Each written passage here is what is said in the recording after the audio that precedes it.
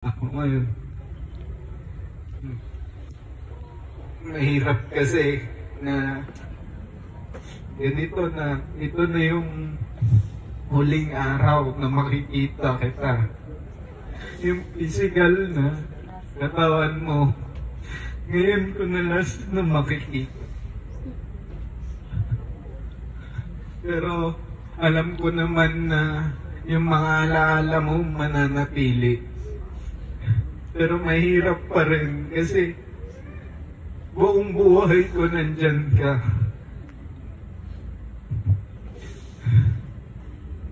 Yun po yung tulad nung sinabi ni ate ko, provider, my dad was a provider. Yun po, mahal na mahal niya po kaming mga anak niya.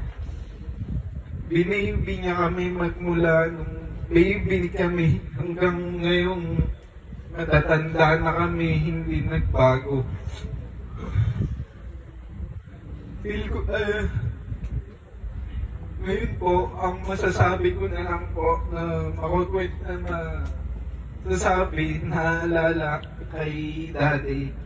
Gabi po kasi, 1 hour lang po yung tulog ko. Pero, sa isang oras na yun, napanaginipan ko po na bata po ulit ako na pumunta po daw kami ng palengke ulit.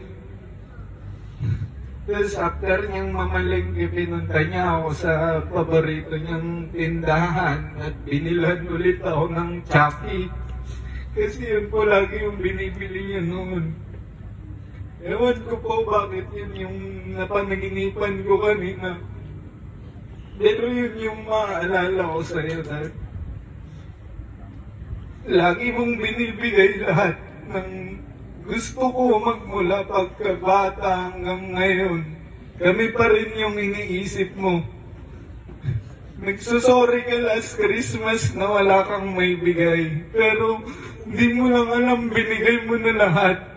Ultimo pangalan mo, binigay mo sa akin. Kaya, Daddy,